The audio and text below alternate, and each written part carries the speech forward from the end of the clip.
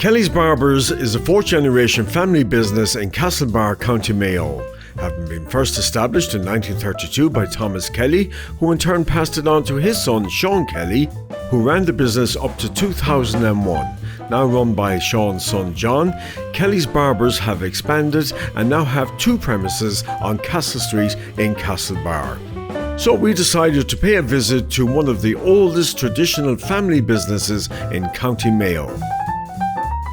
John, you're third generation of Kelly's Barbers here in Castlebar. How did you get involved in the business? Well, Henry, I suppose like any family business, you're brought in as a young fella, get in here, sweeping the floor, give us a hand, and it all kind of evolved from that at the very beginning, you know. And I did ladies hairdressing then with Maura for a good number of years.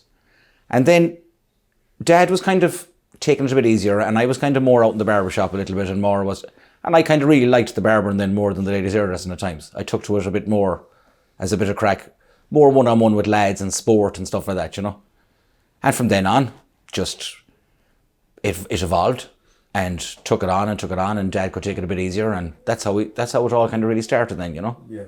And how influential was he when you were? Oh, huge, absolutely huge. He taught us everything that we should have known from the old school days of barbering. That, you know, that's a kind of lost now in places, you know. But we try and continue it on as well as we can here, training our own staff and our own family and everything, you know. And over the years, you've collected a few awards along the way. We have, Henry. Back in the late 90s there, we kind of started entering a lot of kind of competitions myself and the staff, and we won hairdressers there, Barbers of the Year there a couple of times in Dublin, and most recently then we actually just up to last year there, we got Barbershop of the Year. So it was a great achievement to get it after all the years of hard work. So we were absolutely over the moon with that one, so we were, you know. When you're opening up this particular aspect of the business here, where we are now, where your grandfather started, a lot of thought seems to have gone into it. Were you looking to do something special? Because if you look at the chairs and the old sinks and that, it looks very old style but yet fashionable. Yeah, we was really trying to recreate an old 1930s style barbershop, but of a more modern sort of a look, but not to make it too modern, you know. I had a fabulous guy with me, Colin Ruan, brilliant carpenter, brilliant everything, you know, and great with ideas. I just said to him one day, I said, you know, it'd be great crack just to put a bar into it as well, like. It should just make it kind of stand out or do something different, do you know what I mean? And it'd be a bit of fun. And it just really worked. And finally, how important is it to keep the business here in this part of town, Old Castlebar, Castle Street? Well, Henry, we never found a huge disadvantage of being down Castle Street in the town. It's a very old street. An awful lot of people love this area of the town, you know. So close to the Mall, which is iconic, like, you know, and it's brilliant. If people want your service, Henry, and they like you, they'll, you know, it's repeat business, what we kind of go for anyway. It's what we aim for.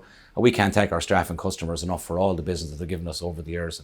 Brilliant staff, absolutely brilliant staff. Customers have just absolutely phenomenal. Well, we wish you well with the future and hope you get to the 100 years and the 100th anniversary will be something special. It should be nice, Henry, it would, please God. Thanks, Henry.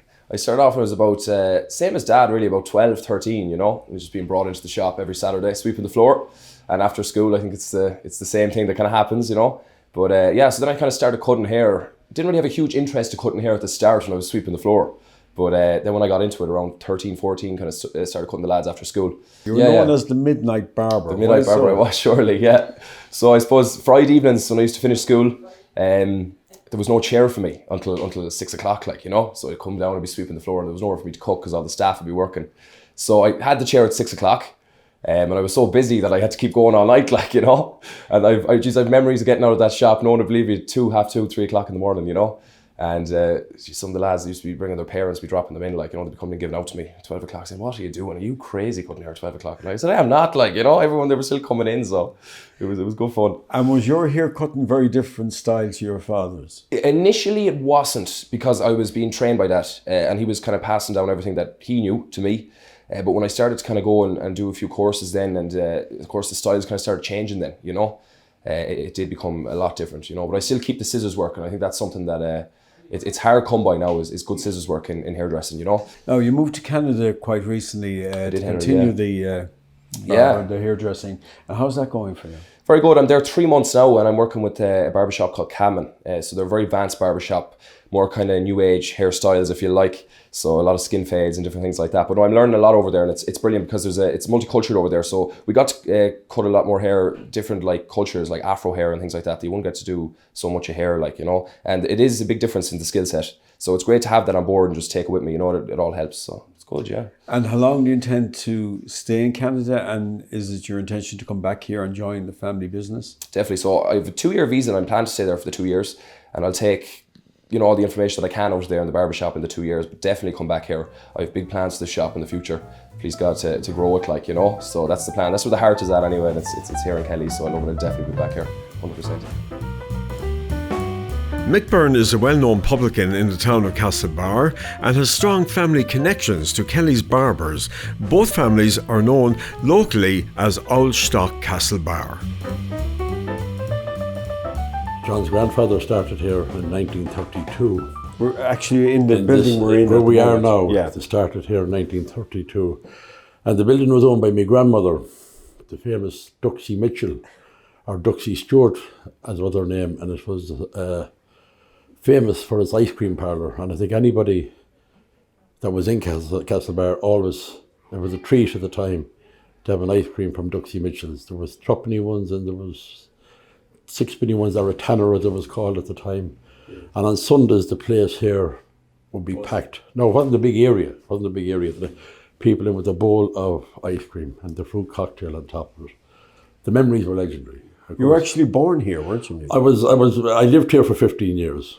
My father died when I was 3, and I came up here then for 12 or 15 years afterwards, and I lived with my grandparents.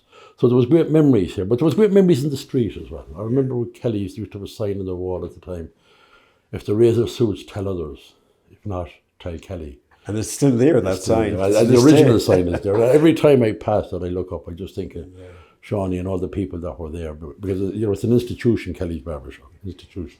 People refer to the phraseology old stock. So probably Thomas Kelly wasn't old stock, but certainly Shawnee Kelly was old stock. So what does it mean? And everybody coming into Canada, I know you use it an awful lot. I use it a lot. I do. Thomas Kelly was here nearly 100 years ago now, and he still wouldn't be old stock, but Shawnee would. And the reason being, I know you're a Sligo man yourself, Henry, and I know you the best part of 40 years, but you'll never be accepted as old stock. And the reason being, well, there's a lot of various different stories to it, but the reason being, and my take on it is, there was gates back in the church, and the gate nearest where the baptismal font is was built by a man called Fagin. And if you went through Fagin's gate, basically if you were baptised in the church and you went through Fagin's gate to be baptised, you were old stock. And if not, you're a blow-in. And I think, Henry, you'll always be accepted as a blow-in, my old friend. Just one other thing I want to ask you. Your fondest memory of Sean Kelly. I know you mentioned something. I know you were involved in the golf. He was very much involved in the golf as well. He was a good old singer. Shawnee was a great singer. He was a great character. And the town, you know, as I said, I mentioned names there earlier on. Shawnee Kelly was a great character. You'd be very witty man. Very, very witty man. He used to have a little song with this, Scooby-Dooby-Doo. Yeah. And he'd sing it every Sunday night, because the golf club was the place at the time. You know, there was no big, apart from the dances in the TF, there was no great big functions or anything, but he'd be out there on a Sunday night singing that, and the crack and the gallery. I have nothing but fond memories of Shawnee Kelly, and I don't say that, you know, he was one of the old stock, as I said. There was always a laugh, a bit of devilment and a bit of crack, which is lacking nowadays with an awful lot of people. People are in too much of a hurry now, and they're going here, there, and every. They don't have time to talk. Fortunately, we do. Great. Well, listen, thanks for joining us on the programme, Mike. You're very welcome. You come from a hairdressing background yourself. Yes. One time you were considering being an airline hostess, but you... Yeah, I had those. My first choice would be a hairdresser, and second was to be an air hostess. So I'm following in my own mum's footsteps, actually, who was a hairdresser in Ballina in the 1960s. That was the day of the hot wella perms and the finger waves. So I said, I think growing up you kind of have an idea, you know, what you'd like to do. So I followed that road, and here I am today. And you met John actually at a hairdressing course. Yeah, we met on a hairdressing course. It happened that his sister Maura was looking for an apprentice here. That was in the 80s. So he asked me, would I like to take on the job? So I says, I was a bit hesitant at the time. I said, Castlebar, maybe Dublin or something, you know, a bit bigger. So I said yes to that, and I'm here to this day. Were you concerned at the way the business was expanding? Do you think this was a good move now to this new barber's shop here? Yes, well, as we say, John had this in mind for a few years before he actually went ahead with it. So, of course, being the woman behind the man behind the, what do we say, what is it? Yeah. The machine. Yeah. I said, I encouraged him, I said, look, go for it. And if it works, it works. If it doesn't, so what? You tried. And you have your own brand as well, I see here on the shelves. Yeah, we have. We've our own brand of products. That was our son's idea. So he said he would like to go that line down the road, and we have our own products here, yeah. From the hair to the beards. Yeah, lovely. Condition. And finally, can I just ask you, what's the biggest change you've seen in hairdressing here since you started, now going back those years? Well, I'd say the gentlemen now are more concerned about their looks, their own personal grooming. I think the day is gone where, you know, it was cash and Short they didn't back really and care. sides. Short back and sides, 2 back and sides, 1 back and sides. I mean, even 20 years ago, if you come into a barber shop, when I was working next door there a few years ago, I mean, a blade 1 was like you were walking around bald, but now it's skin. So, I mean, you can't get any shorter than that. So it's all the skin fade rages with the younger and middle-aged generations. And it looks quite smart, actually, on the older gentlemen too, I have to say. And you're still enjoying the work? I'm still enjoying the work. I mean, my family are reared now, and I had just a little spare time, and I wanted to do something that would, having been coming from a family business myself, reared up, to, you know, to be in the public eye. I love people, I love meeting people, and I love to make people feel welcome and happy. And what more can you do?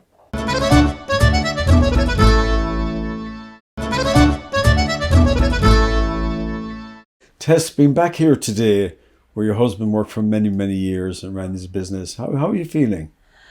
Good, very good. It's a bit sad, a bit lonely, but some very good years. You met your husband back around 1960 and that. You were originally from Ballina, but you worked in Castlebar. Is it true you met at a dance? We met at a dance at the Imperial Hotel on the Mall, which is closed now, but at a Mitchell's GA dance. Well, obviously, it must have been love at first sight because you got married the following year. Of course it was love at first sight. We did a year and a half. Got engaged after a year and got married 6 months later. And do you mind me asking, what attracted you to him? Oh, his singing, I think. I believe he was the Frank Sinatra of Castlebar. Oh, he used to go down on his knees and sing lovely songs to me. She couldn't resist that. Couldn't resist that, no. Yeah. He was a real Frank Sinatra and Perry Como. He loved his music. And he took over the business from his father, Thomas, then around that time as well. His father died. He died in 1960, and he was the only one that was doing the hairdressing, Sean, and he took over the business. And it was going well until the Beatles came on the scene. So I believe it had a big effect, the Beatles, during the 60s with the hairdressing business. That's right, and the hair began to grow longer and longer. Yeah. And actually there wasn't the same number of customers getting their hair cut. Then, and as it went on, the hair became longer and there was shampoos. So that's where you came in and helped the business to survive. Oh yes, occasionally. I didn't. It wasn't my scene at all, but I didn't stay too long at that.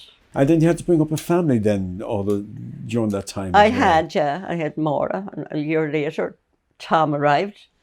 Then I got a break for a few years, and the man himself, John, then, the barber. baby. Yeah, yeah. And were you surprised that 2 of them would follow Sean's footstep into the business? I wasn't actually. I used to advise them against it.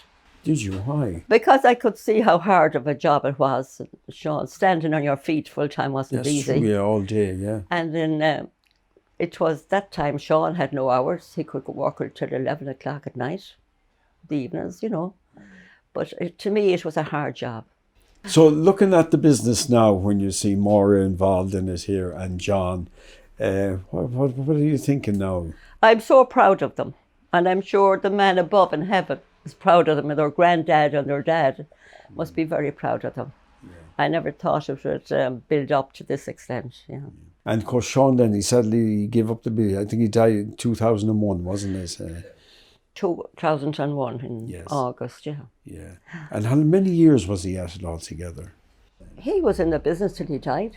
Well, I think he kind of retired maybe 2 years previous before he died. And John took over the business then. John was with them in the business before. Yeah. And was he nervous handing over the business to John? Not a bit. Not a bit nervous, no. But what he often said, shit, they're not looking for me anymore. They're looking for John. No. Come on, looking for John. Yeah. And did that hurt him, do you think? Or? I'd see it inside a little bit, but he was proud of it at the same time. Yeah. Yeah. Well, it's great to have you on the programme there. I mean, great memories of I Sean have great, and wonderful here, memories. and Castle Street here. And so many a time you walk down the street and all the people that were on the street here and the great memories you have of the area. I have, and things have changed enormous here in Castle Street. It's a different street, really. Different business people and it's good, isn't it, really, change? It is. Yeah. And I suppose I have to ask you, did he ever do your hair? No, he never did. He cut it once and never again. He cut it too short. I think he thought he was cutting man's hair.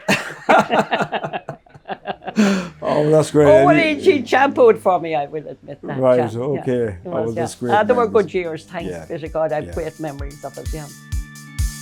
Kelly's is very much a family business. John's sister Maura and her daughter Amy run a very successful hair and beauty salon right beside Kelly's Barbers.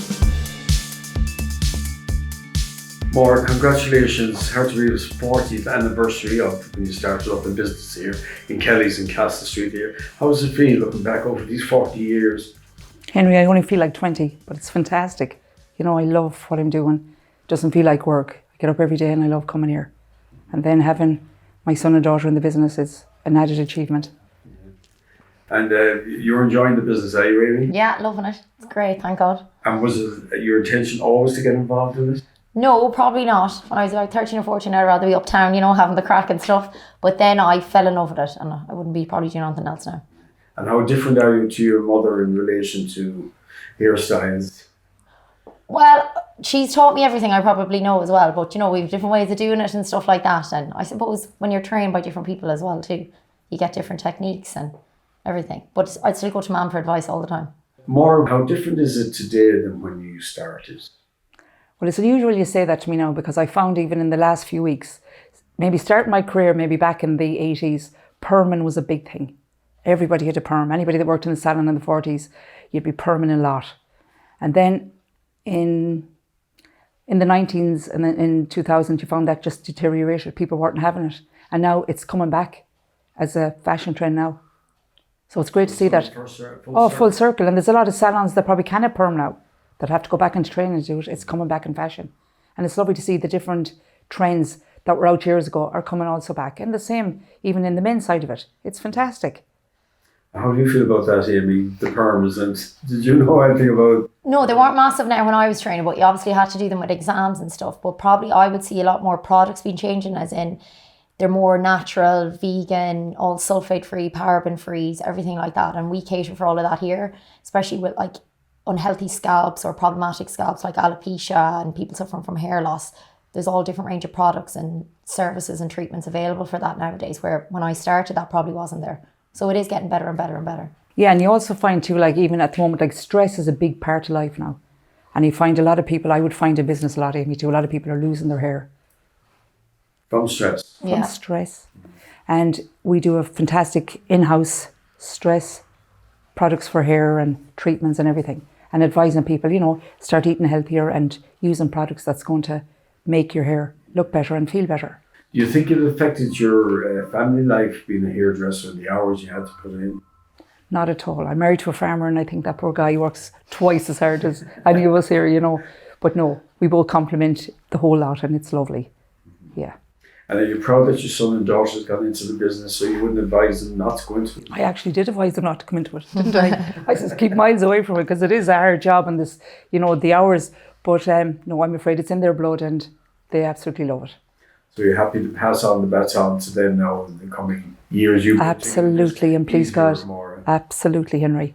Finally, Amy, what's going to be the new look for the 2020 now? Well, I don't have 2020 vision, but hopefully big things, you know, expand maybe down the route, like wigs and more hair extensions and everything like that, because it is probably a little bit more popular now, and you know the recession has kind of got over it and people have a little bit more money to spend and they like to look after themselves and have good hair. You know, it's the first thing you notice about someone as well. Well, listen, continued success, and here's to the next 40 years. And thank you for having us. Thank you very much. Gormaga. Thanks. Tom, you're kind of the black sheep of the family when it comes to hairdressing. You're the only one that didn't get involved in the family business. Yes, I was more interested in the newspaper business, the media, publishing, whatever else. And I started in the Connacht Telegraph up in Cavendish Lane here. And like once I got my nose stuck into that business, any grow that I may have had for the hairdressing and barber business, it disappeared completely. I got stuck into working with the newspaper, covering football matches initially and so on and so forth. And I never had any interest in the barber business, but I always kept in close touch, obviously, with them down there. And obviously, since the Connacht Telegraph has moved to a new location here in Main Street, I'm actually looking down on Castle Street, which is so I just kind of get away from Castle Street, kind of Henry. But there you go. But it's great to see them obviously doing so well. Two new shops over the last number of years, and employing people as well. Employing 9-10 people between them, possibly up to 12. It's a fantastic success, and I often think of my father. But when you worked extremely hard in the business over and over, he'd be extremely proud, no question about it. Do you think he was kind of disappointed that your brother and sister went into the business and you decided not to? Would he have been a little bit disappointed with that? Not in the least. Because Shawnee would say it to me when he'd come home on a Saturday evening and he'd be extremely tired after a busy day. He says, listen, don't go into the barber business, Shawnee. Now, Maura and John didn't take that advice, but it has worked out well for them, but I think it's worked out well for me as well. I know it's a tough way of life. I'm not saying that journalism is not, because we have our busy days as well, but I think that I think that Shawnee felt it's a tough way of life, particularly when you're standing on your feet all day and so on and so forth. No, I'm glad that I went into the newspaper business, and I've thoroughly enjoyed my career. Funny enough, I'm nearly 40 years myself, coming up very shortly in the Connacht Telegraph. It's hard to believe how the years have flown by so quickly, you know. Neat, do you think to have 4 generations of the barbers still in business nowadays?